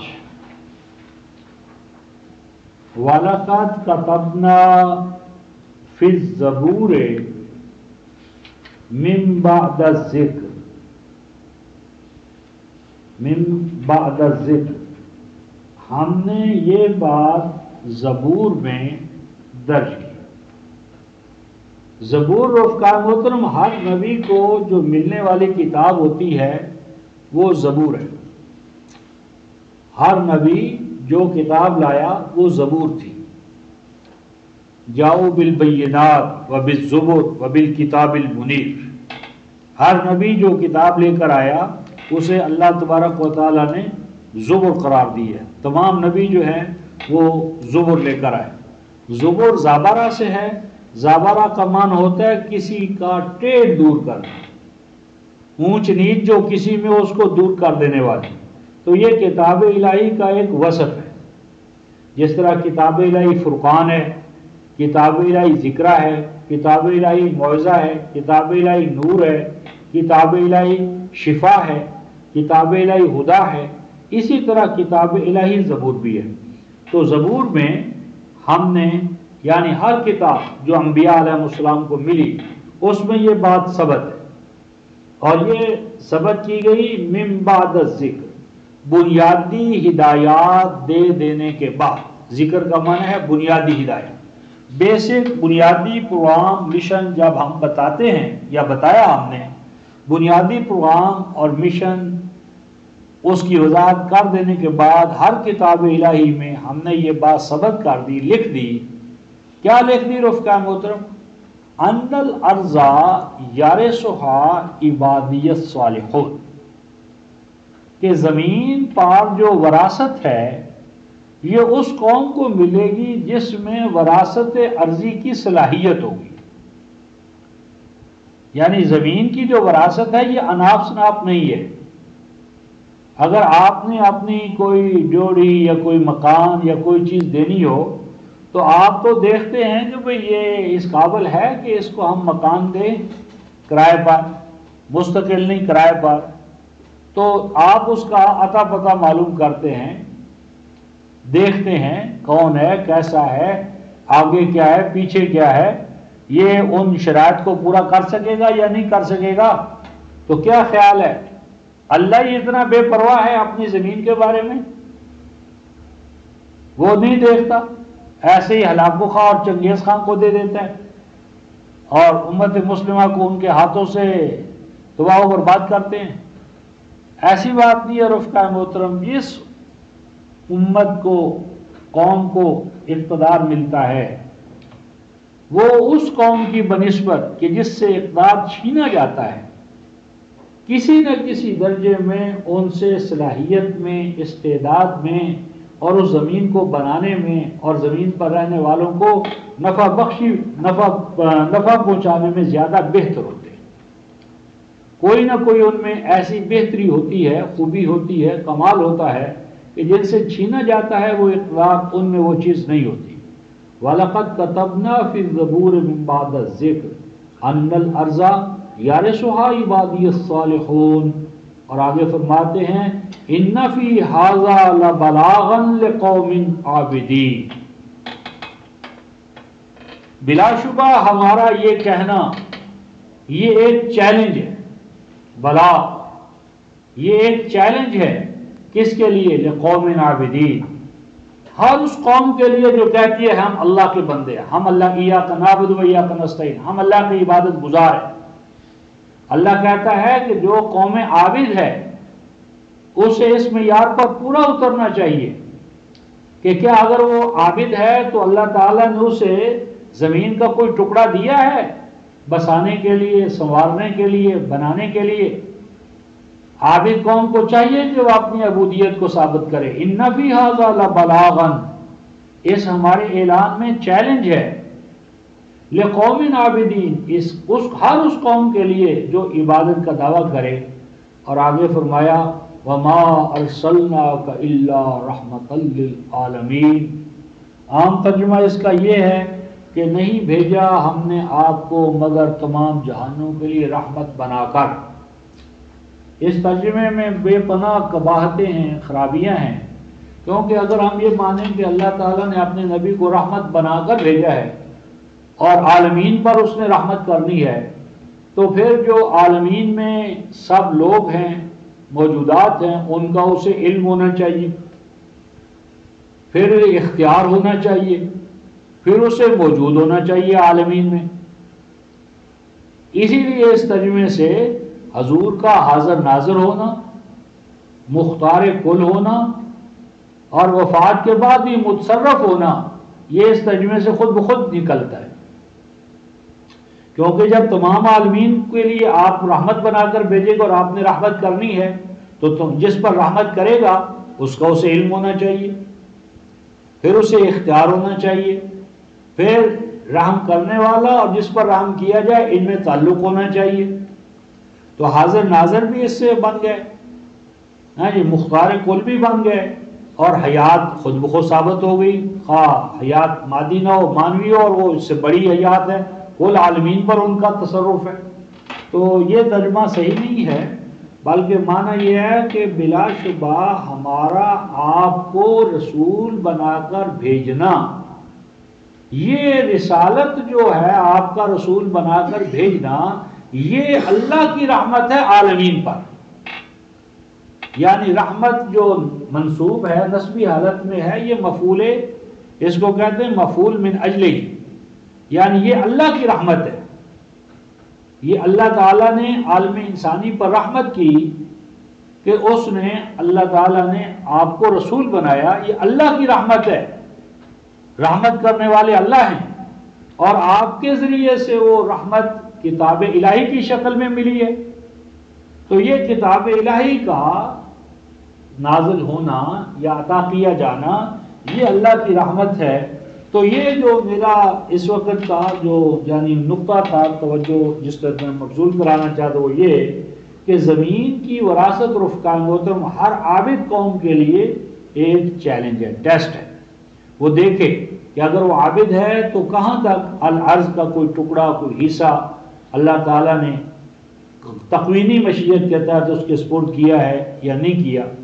تو یہ جو فرمایا گیا کہ ہم نے یعنی 4 دفعہ میرے اور آپ کے اوپر امت مسلمہ پر اللہ کے فضل کے جاری رہنے کا، رحمت کے جاری رہنے ختم نبوت کے بعد، کیونکہ اب کوئی نبی تو آنے کا نہیں، اور یہ جو 4 دفعہ اللہ کے فضل و رحمت کا حوالہ دیا گیا تو اس کی وجہ یہ ہے کہ قرآن حکیم کے 4 ابواب ہیں، 4 چیپٹرز ہیں قرآن کے، یعنی پہلا سورہ الفاتحہ، پہلی فاتحہ الحمد اول، حمد اول جو جا کر مائدہ پر ختم ہوتا ہے، اور دوسرا جو سورہ الانعام سے شروع ہوتا ہے اور جا کر بنی اسرائیل پر ختم ہوتا ہے، اور تیسرا جو سورۃ الکہف سے شروع ہوتا ہے اور سورہ احزاب پہ جا کر ختم ہوتا ہے، اور چوتھا جو سورہ سبا سے شروع ہوتا ہے 34ویں سے اور سورہ والناس پر ختم ہوتا ہے۔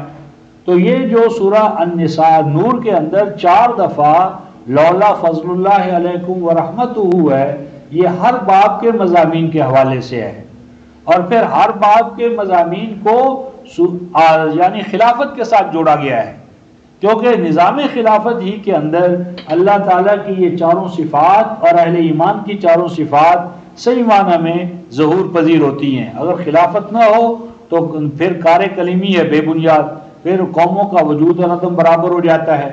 تو یہ جو جہاں سے ہم چلے تھے رفقاء محترم کہ جہاں ارشاد فرمایا تھا کہ اگر اللہ کا فضل اور اس کی رحمت شامل حال نہ ہوتی، یعنی اگر نبوت کا سلسلہ تمہارے اندر قائم نہ رہتا تو تم تباہ و برباد ہو جاتے۔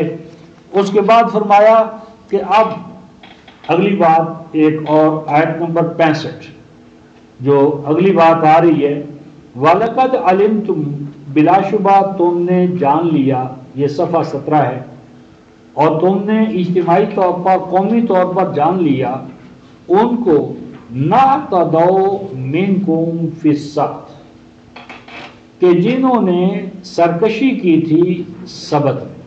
یہ سورہ البقرہ، بقرہ صفحہ 13، کہ جنہوں نے سبت میں سرکشی کی، زیادتی کی، فَقُلْنَا لَهُمْ، پس کہا پھر ہم نے ان کو، کونوا قردۃ خاسئین، ہو جاؤ تم بندر ذلیل و رسوا، ذلیل و خوار۔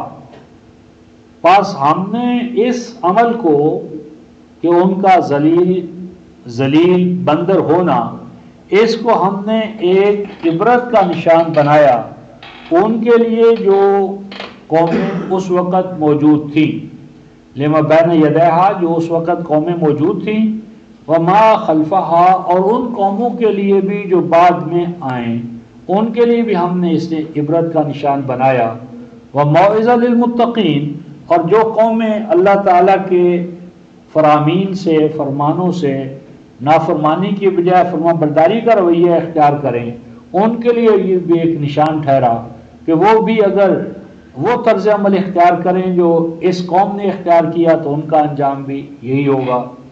اب یہاں پر یہ جو فرمایا کہ جنہوں نے سبت میں سرکشی کی، عام تو ترجمہ یہ ہے کہ بنی اسرائیل کو کہا گیا تھا کہ تم ہفتہ بھر 6 دن کام کرو اور 7ویں دن تم آرام کرو،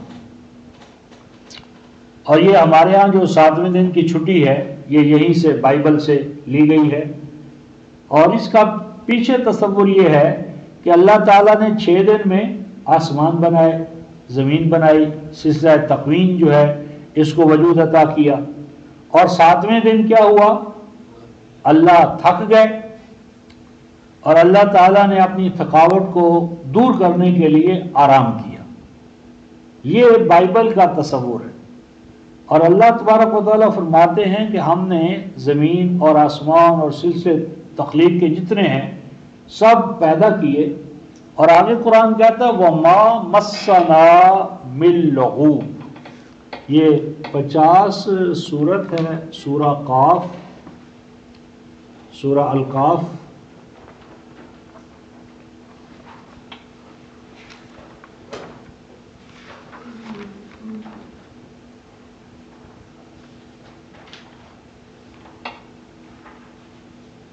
آیت نمبر 38۔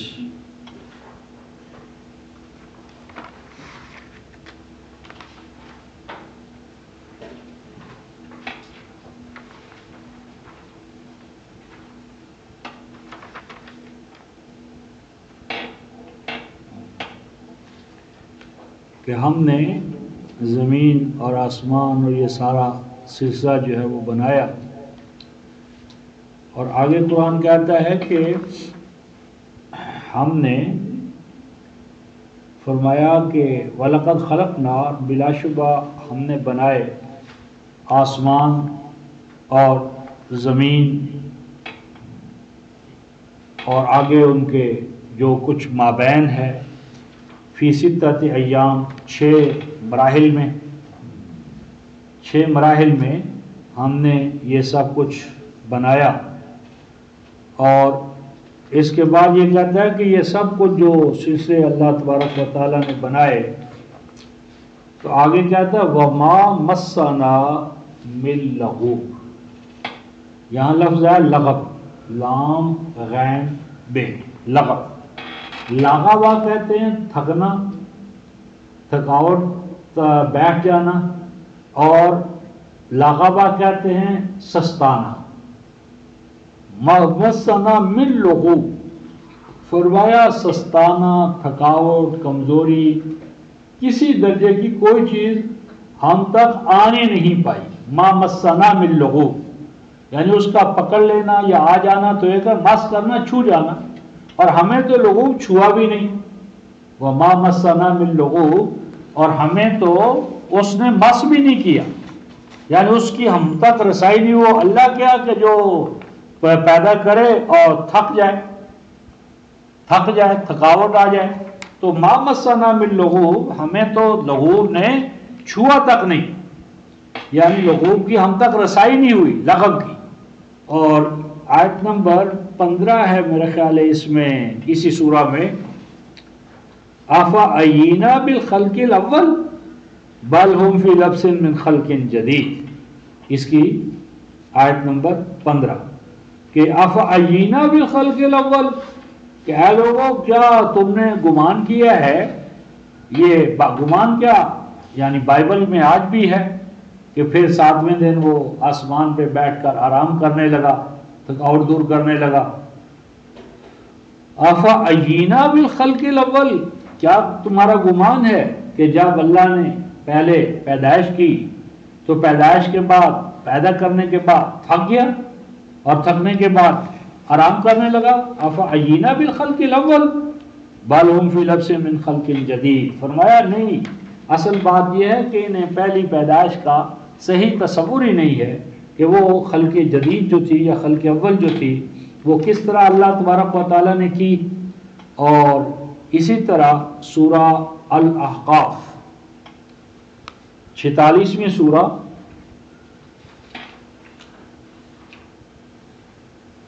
آیت نمبر 33،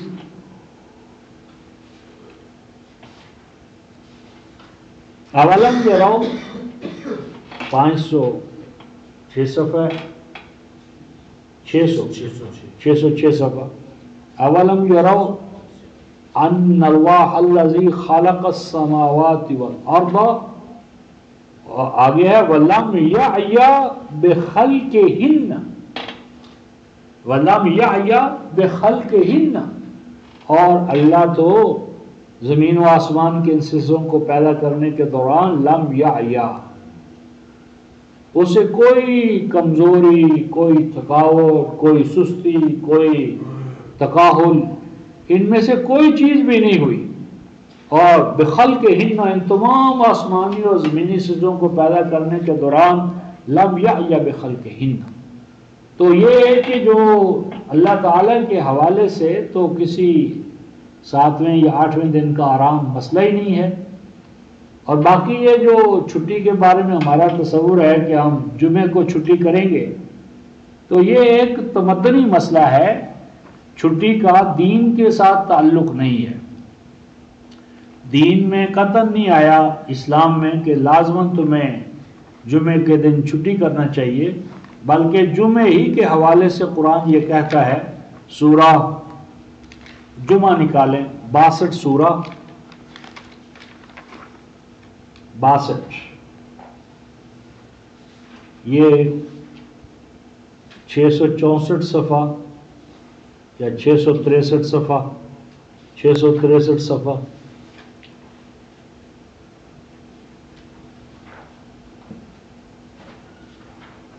پہلے آیت 9 ہے، یا ایھا الذین آمنوا، اے جماعت مومنین، اذا نودی للصلاۃ من یوم الجمعہ، کہ جب ندا دی جائے، آواز دی جائے، ندا صلاۃ کے لیے، وہ صلاۃ من یوم الجمعہ جو جمعے کے دن ہوتی ہے۔ اب یہاں رفقا محترم، یوم الجمعہ کے لیے ندا بلانا، پکارنا، اکٹھ کرنے کے لیے، اب اس کے لیے تو قرآن ندا کا تو حوالہ دے رہا ہے، ندا ہوتی تھی۔ اور اس سے پہلے سورہ المائدہ کی 58 آیت میں ہے، اذا نادیتم الی الصلاۃ، جب تم الصلاۃ کی، یہاں یوم الجمعہ میں ہے اور وہاں مطلق صلاۃ کے لیے، اذا نادیتم الی الصلاۃ، صلاۃ کے لیے جب تم بلاتے ہو، لیکن وہ ندا کس شکل میں تھی؟ یعنی ندا للصلاۃ لیوم الجمعہ موجود، لیکن اس کی شکل کیا تھی؟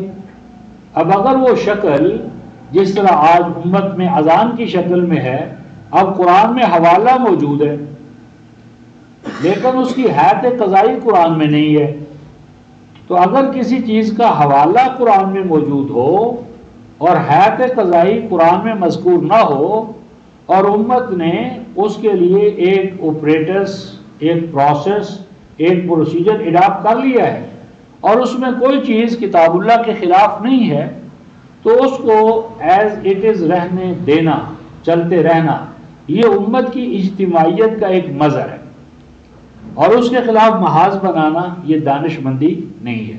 خیر، یوم الجمعہ میں اجتماع کے لیے بلایا جائے تو کیا اس دن چھٹی ہو یا چھٹی نہ ہو؟ آگے دیکھیے قرآن کہتا ہے فَاسْعَوْا إِلَىٰ ذِكْرِ اللَّهِ وَذَرُوا الْبَيْعَ، تو دوڑ آیا کرو اللہ کے ذکر کے حوالے سے اور چھوڑ دیا کرو کاروبار۔ اس کا مطلب یہ ہوا کہ کاروبار اس وقت ہو رہا تھا، کاروبار ہو رہا تھا، اس کا مطلب ہے کہ یہ فجر کا ٹائم تو نہیں ہے،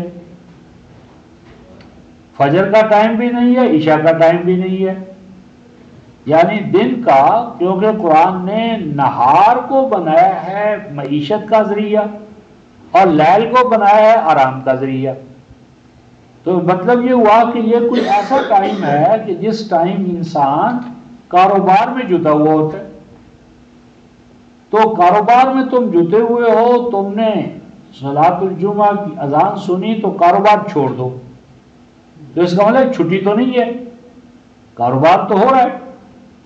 اگر چھٹی ہوتی تو وَذَرُوا الْبَيْعَ تو ممکن ہی نہیں تھا، اس کا مطلب کہ یوم الجمعہ بھی چھٹی نہیں ہے، کاروبار چھوڑ کر تم آ جاؤ، وَذَرُوا الْبَيْعَ، بیع کو چھوڑ دو۔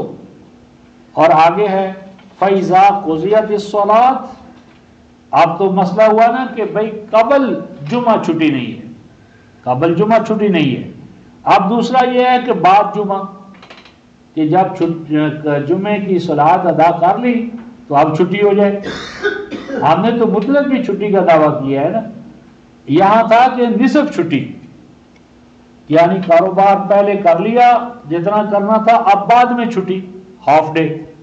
لیکن قرآن یہ کہتا ہے فَإِذَا قُضِيَتِ الصَّلَاةُ، جب صلاۃ پوری ہو جائے، ادا ہو جائے، صلاۃ کے عمل سے تم فارغ ہو جاؤ، فَانْتَشِرُوا فِي الْأَرْضِ، تو اب مسجد میں دھرنا مار کر مت بیٹھے رہو،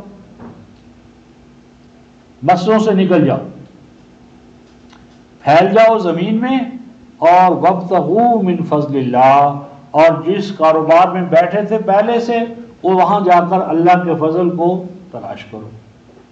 یعنی گویا کہ چھٹی جمعے کے دن بھی نہیں ہے، نہ جمعے سے پہلے نہ جمعے کے بعد۔ اب اس کے ساتھ یہ جو یہود کے حوالے سے قرآن نے کہا کہ انما جعل السبت، سبت تھا، سبت کیا تھا؟ سبت کس کو کہتے ہیں؟ ثابتا یثبتو سبتن و ثباتا، کسی چیز کو کسی کی فلاح کے لیے مسلسل و پہم کرتے رہنا۔ یہ دراصل سبت کیا تھا؟ یعنی مطلب یہ کہ تم 6 دن یا 6 گھنٹے اگر تم اپنی ذات کے لیے کام کرو تو 7واں گھنٹہ تمہارا دوسروں کی فلاح کے لیے ہو۔ ہاں، یہ جو 4 ابھی ہم اس پر کل اور گفتگو کریں گے، سبت پر گفتگو کریں گے کہ سبت کیا تھا۔ سبت تھا تمہارا وقت جو ہے، وقت وہ صرف ایسا نہ گزرے کہ بس اپنے آپ ہی کو بنانے میں لگے رہو، یعنی وقت کی بھی زکوٰۃ ہے، وقت کی بھی زکوٰۃ ہے۔ اور وقت میں سے وہ وقت، زندگی کے لمحات میں سے، مہینوں میں سے، دنوں میں سے وہ وقت جو دوسروں کی فلاح کے لیے چاہیے، یعنی ہر مومن کے لیے 24 گھنٹوں میں اپنے آرام اور اپنی تجارت کے ساتھ ساتھ فلاح عامہ کے لیے اسے لازماً کچھ وقت دینا چاہیے، اور اس وقت سے امت کو، انسانیت کو وہ فائدہ پہنچائے۔ جس وقت تک قوموں میں یہ مزاج رہتا ہے کہ ہر فرد اپنے وقت کا اپنی ذات کے استعمال کے ساتھ ساتھ اپنی امت کے لیے بھی اس کے پاس وقت ہوتا ہے، تو وہ قومیں عروج پہ رہتی ہیں۔ اور جس وقت ہر آدمی اپنے ٹائم کو صرف اپنے بنانے پر لگا دیتا ہے اور اپنے بھائی بندوں میں جو کمزور ہیں، محتاج ہیں، لاغر ہیں، ان کی فلاح و بہبود کے لیے اپنا ٹائم نہیں لگاتا، تو اس وقت وہ قوم کیا ہو جاتی ہے؟ کونوا قردۃ خاسئین، اس وقت وہ غلامی آ جاتی ہے۔ جس طرح جو بندر ہے اس کی نکیل اور لگام جو ہے وہ مداری کے ہاتھ میں ہوتی ہے، تو پھر یہ جو ذاتی مفاد پرستی کا جذبہ ہے، اس کے نتیجے میں قومیں غلام ہو جاتی ہیں، غلامی ہو جاتی ہے، اور اس غلامی میں جتنی جدوجہد اور محنت ہوتی ہے وہ آقا قوم کے حق میں جاتی ہے۔ یعنی وہ اپنے ایک دوسرے کو تو 1 منٹ دینے کے لیے تیار نہیں ہے، لیکن ان کی پوری زندگیاں جو ہیں وہ آقاؤں کے اشاروں پہ ناچتی ہیں، یعنی آقاؤں کو راضی کرنے کے لیے 24 گھنٹے حیوانوں کی طرح لگے ہوئے ہیں، اور جب آزاد و خود مختار تھے تو اپنے بھائی بندوں کو بھی تھوڑا سا ٹائم دینے کے لیے تیار نہیں تھے۔ تو یہ جو سبت کے حوالے سے گفتگو ہے رفقائے محترم ضمن میں، یعنی ہم یہاں سے اور پھر سورہ الاعراف سے اور سورہ النحل سے کچھ مقامات ہیں کہ جن کو حل کرنا ضروری ہے، تو سبت کی گفتگو تو ہم کل کریں گے۔ اور یہ جو آیا نا کونوا قردۃ خاسئین، تو عام ترجمہ ہمارے اردو پہلے تو کرتے ہی چلے آ رہے تھے، اب اصلاحی صاحب اور مودودی صاحب انہوں نے یہ کر دیا ہے کہ ان کی جو ڈھانچے تھے وہ تو رہے، کھوپڑیاں انسانوں والی رہی، اور کھوپڑیوں کے بعد کا جو ڈھانچہ تھا وہ بندروں والا بن گیا۔ اب سمجھ میں نہیں آتا کہ یہ ڈھانچہ کیسا تھا کہ کھوپڑیاں انسانوں والی اور نچلا ڈھانچہ جو بندروں والا، تو وہ بندر تھے یا لنگور تھے یا کیا تھے؟ تو یہ جو قرآن نے قردۃ کے ساتھ آگے رفقائے محترم خاسئین کا ہے، خاسئین، اگر یہ حیوان لا یعقل بنتے تو خاسئین نہ ہوتا، کیا آتا؟ خاسعہ، خاسعہ، یعنی جس وقت عقل اور شعور کے بغیر کوئی چیز ہو اور اس کی صفت لانی ہو تو عربی میں وہ واحد مؤنث لائی جاتی ہے، خاسئین جو جمع مذکر سالم ہے یہ نہیں لائی جاتی. جمع مذکر سالم ہو یا جمع مؤنث سالم یہ جمع نہیں لائی جاتی. تو اس میں سبق اور قردۃ خاسئین اس پر انشاءاللہ کل گفتگو تفصیل سے کریں گے. تو آخر دعوانا ان الحمدللہ رب